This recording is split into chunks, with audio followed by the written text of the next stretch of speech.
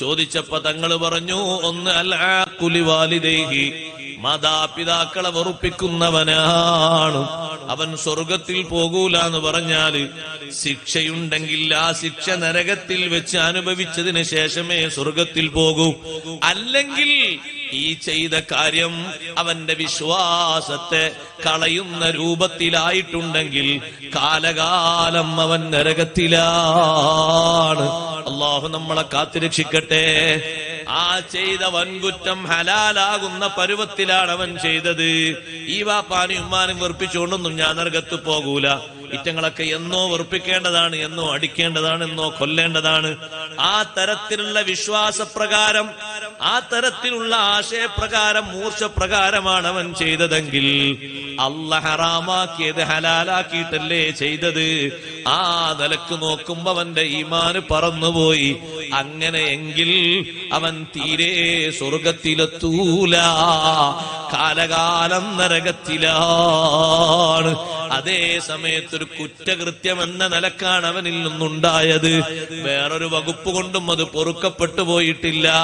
അവൻ ബാപ്പക്ക് വേണ്ടി, ഉമ്മക്ക് വേണ്ടി കരഞ്ഞ് ഇസ്തിഗ്ഫാറും തൗബയും നടത്തിയിട്ടില്ല. അല്ലെങ്കിൽ അവരെ പ്രാർത്ഥന കൊണ്ട് അല്ലാഹു പൊറുത്തു കൊടുത്തിട്ടില്ല. അല്ലെങ്കിൽ അവരും പൊരുത്തം കൊടുത്തിട്ട് അല്ലാഹു മാപ്പ് കൊടുത്തിട്ടില്ല. വേറൊരു വിധേനയും പൊറുക്കപ്പെട്ടിട്ടില്ല. ആഖിറത്തിലെത്തുമ്പോ ആ ശിക്ഷയും കറയും അങ്ങനെ ബാക്കിയുണ്ടോ? എന്നാ നരകത്തിലെത്തിയിട്ട് ആ തിക്തഫലം അനുഭവിച്ചിട്ടല്ലാതെ സ്വർഗത്തിൽ പോകൂല. രണ്ടാമത്തെ ആള് വദ്ദയ്യൂസ്. ആരാ നബിയേ ദയ്യൂസ്? അത് ഞങ്ങൾക്ക് മനസ്സിലാകുന്നില്ല. ഇന്നതിന്റെ സമാനാണ്. അള്ളാഹു നമ്മളെ കാത്തുരക്ഷിക്കട്ടെ. സ്വന്തം ഇണയെ മറ്റുള്ളവർക്ക് ഉപയോഗപ്പെടുത്താൻ വിട്ടുകൊടുക്കുന്ന ഭർത്താവ്, സ്വന്തം ഭർത്താവ് മറ്റു ഇണകളുമായി സല്ലപിക്കുമ്പോ പ്രശ്നമാക്കാത്ത ഭാര്യയുമാണ്. ഇണകൾ തമ്മിൽ അന്യോന്യം ഫ്രണ്ട്സുകളെ സ്വീകരിച്ച് വേണ്ട വികാര വിചാരങ്ങളിൽ ഏർപ്പെടുമ്പോ മറ്റു ഇണക്കതൊരു പ്രശ്നമില്ല, ഒരു തടസ്സമില്ല. അത് സർവസ്വാഭാവികമായ രൂപത്തിൽ കണ്ട് അത് നിന്റെ ഒരു ബോയ് ഫ്രണ്ട് അല്ലേ, അവന്റെ കൂടെ നീ വേണമെങ്കിൽ സുഖിച്ചോന്ന് ഹലാലായ വാചകം കൊണ്ട് നിക്കാഹ് ചെയ്തെടുത്ത ഭർത്താവുതരങ്ങളെ ഇത് ഈ മനുഷ്യനും സ്വർഗത്തിൽ കടക്കൂല എന്ന് നബി സല്ലല്ലാഹു അലൈഹി വസല്ലമ തങ്ങൾ പറഞ്ഞു. സുബ്ഹാനല്ലാഹ്, തങ്ങൾ പറഞ്ഞു, വൽ മുൻഫിഖു സിൽഅതഹു ബിൽ ഹൽഫിൽ കാദിബീൻ. കള്ള സത്യം ചെയ്തുകൊണ്ട് സ്വന്തം ചരക്ക് ചെലവഴിക്കുന്നവൻ അവനും സ്വർഗത്തിലെത്തൂല. ഒരു പക്ഷേ ശിക്ഷ കിട്ടാതെ സ്വർഗത്തിലെത്തൂല. അല്ലത് ഹലാലായ രൂപത്തിലാക്കിയിട്ടാണോ ചെയ്തത്, എന്നാ കാലകാലം അവൻ നരകശിക്ഷയിലാണ്. കള്ള സത്യം ചെയ്തിട്ട് ചരക്ക് ചെലവഴിക്കാന്ന് പറഞ്ഞതിന്റെ അർത്ഥം മനസ്സിലായോ നിങ്ങൾക്ക്? ഒരു സ്ഥലം വാങ്ങിയിട്ട് ആ സ്ഥലത്തിനെ പറ്റി എത്ര വരും നിങ്ങൾ വാങ്ങിയപ്പോ? ഞാൻ വാങ്ങിയപ്പോ തന്നെ സെന്റിന് 90,000 ഉണ്ട്.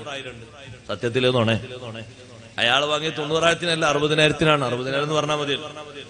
60,000 വാങ്ങി ഞാൻ ഇപ്പൊ വിൽക്കാൻ ഉദ്ദേശിക്കുന്ന 90,000 പറഞ്ഞാൽ മതി. കേടൊന്നുമില്ല.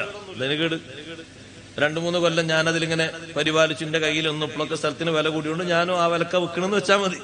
പക്ഷെ ഇയാൾ പറഞ്ഞു തുടങ്ങിയത് തന്നെ എങ്ങനെ? ഞാൻ വാങ്ങിയത് 90,000-നാണ്. അപ്പൊ അയാൾക്ക് വിറ്റ ആളോട് മറ്റാൾ പോയി ചോദിച്ചപ്പോ അയാൾ പറഞ്ഞു 90,000-നല്ല വിറ്റത്, 60,000-നാണ്. അപ്പറഞ്ഞു നോണേ.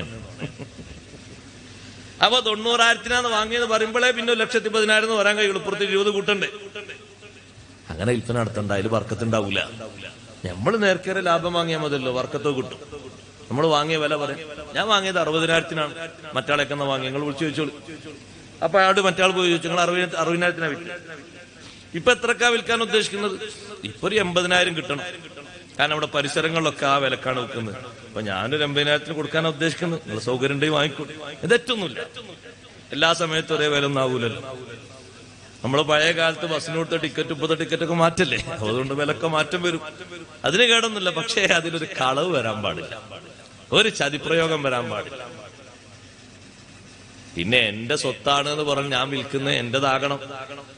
വേറൊരാളിൽ നിന്ന് ഞാൻ വിൽപ്പനക്ക് വാങ്ങി, എന്നിട്ട് അത് അങ്ങോട്ട് മറിച്ചു വെക്കുമ്പോ എന്റേതായിട്ടില്ല, എന്റേതാകാത്തൊരു സാധനം എന്റേതാന്ന് പറഞ്ഞാൽ വിറ്റാതും കേടാ. എന്റേതാക്കിയാ മതി, പൈസ കൊടുത്ത് ഞാൻ എന്റേതാക്കാം. എന്നിട്ട് അതിന്റെ റിക്കാർഡും കാര്യങ്ങളൊക്കെ ശരിയാക്കി ഞാൻ മറ്റൊരാൾക്ക് ഞാൻ ഉദ്ദേശിച്ച ഒരു വിലക്ക് വിറ്റു, തകരാറൊന്നുമില്ല. അയാളിൽ നിന്ന് ഞാൻ വാങ്ങി, അയാൾക്കൊരു അഡ്വാൻസ് കൊടുത്തു, എന്റേതാന്നും പറഞ്ഞ് ഞാൻ വിറ്റു. എനിക്കും അയാൾക്കുള്ള ലാഭം ഈ വിൽപ്പനക്കാരിൽ നിന്ന് വാങ്ങി. അത് കുറച്ച് വിഷയമാണ്. എന്റെ സ്വത്താന്ന് പറഞ്ഞാൽ വിൽക്കുന്ന അയാളെ സ്വത്തായിട്ടില്ലത്.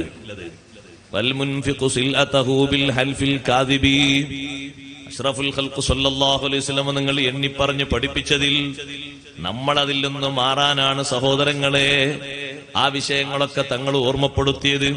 അതുകൊണ്ട് ആ തങ്ങളെപ്പറ്റി നമ്മൾ ഇങ്ങനെ മൗലിദിൽ എപ്പോഴും ഓതുന്ന ഒരായത്തില്ലേ, ഇന്നാ അർസൽനാക ഷാഹിദൻ വമുബശ്ശിറൻ വനദീറാ.